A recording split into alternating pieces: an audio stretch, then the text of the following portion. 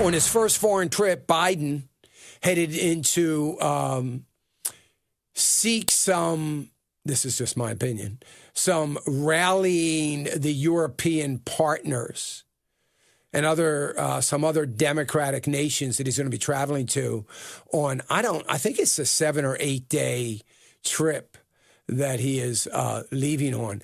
And he is going to make sure that he talks to every G7 leader, apparently. And he's going to be talking about support for their international tax. So that's one of the things you're going to talk about. Well, sure enough, being led by Toomey, Senator Toomey from Pennsylvania, not one of my favorite senators, because I think he's holds himself out as somewhat of a, the economic guru in the Senate, and he's anything but, in my opinion, even though he was my senator. But he's been less wishy-washy since he's decided not to run again. So he's been pretty good. It's a shame he hadn't been like that the whole time he was in. So he has rallied the senators to say, guess what, Joe? You're not going to get an international tax, corporate tax, without approval. Can't do it. Not only does it need approval of the Senate, the House and the Senate, it needs a supermajority. So he's got to get 60 votes. So Toomey and others have come out to say it's not going to happen.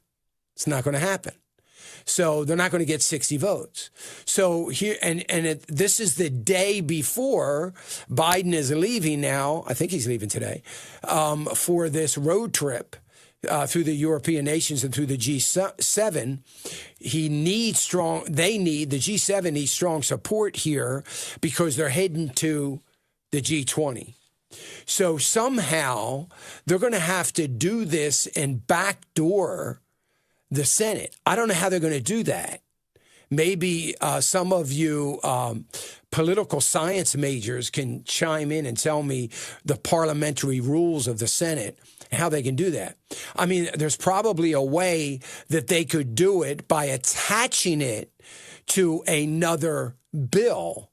So they could certainly do that. So they can come up with a bill that is a bill that the Republicans really want and like, and attach it to that bill. That would be one thing that they could possibly do, and to try to get this through. Or the OECD and the G20 could try to formulate some sort of plan to help him circumvent that Senate vote.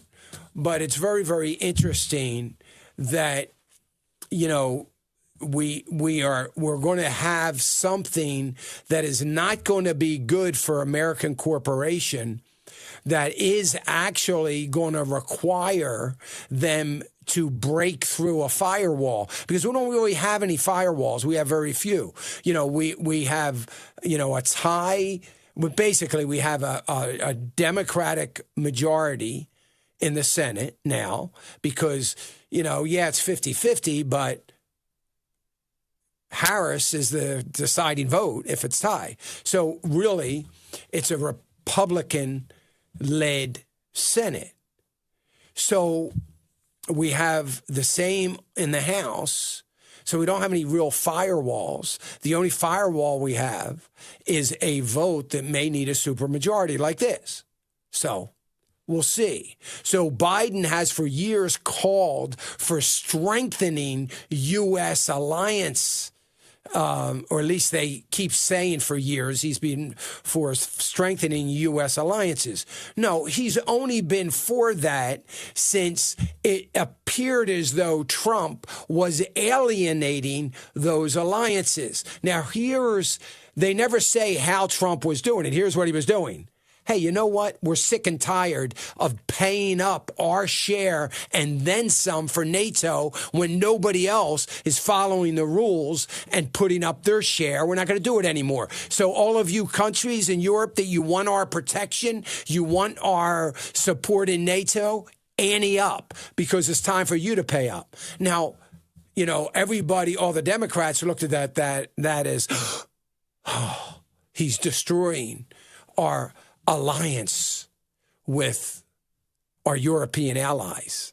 No, he was calling them out because they weren't doing their job or their part in that alliance. And he was doing something that nobody was willing to do. Call them out on it. What did they do? They anteed up because they were afraid not to.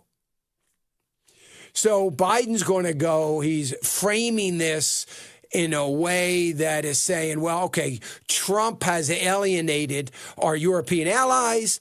I'm going to go over and strengthen them. He's not going to strengthen them. He's just going over as a fellow globalist. He's going over there as a fellow globalist. And he's going to say, I'm with you. Whatever you want. I'm with, hey, one world currency. Yeah, let's do it. I'm with, one world. Let's gather together our GDP. We don't need, we can have a one world government. Hey, do I have a president for that one world government? His name's Obama. He's still there. I mean, he's ready to go. We have the president all on. We're going to help you out do this. I mean, look, that's what's happening. That's what this is. This isn't about a European Union and us strengthening our alliance. It's about moving forward a severely damaging globalist agenda. Hey, remember to click the subscribe button right here on the screen. And don't forget to hit the notification bell so you'll be notified when new content is added. And more importantly than anything, you don't want to miss all 3 live hours of Financial Issues every day from 9 to noon. And you can watch it on FISM.tv. That's FISM.tv.